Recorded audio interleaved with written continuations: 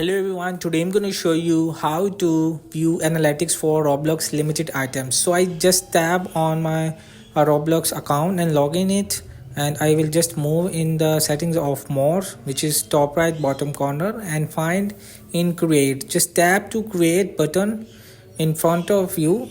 So after loading this create hub, this is your creator hub. So just tab on the top left corner of three lines of settings. So after clicking by settings, you will just find the third option is analytics. So just tab on it, analytics, and inside you will have to watch list of your experiences, which is last experiences.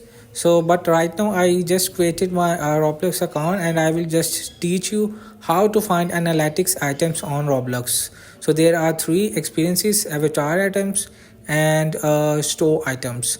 So hope this video help you. Please don't forget to like and subscribe and get notified for more videos.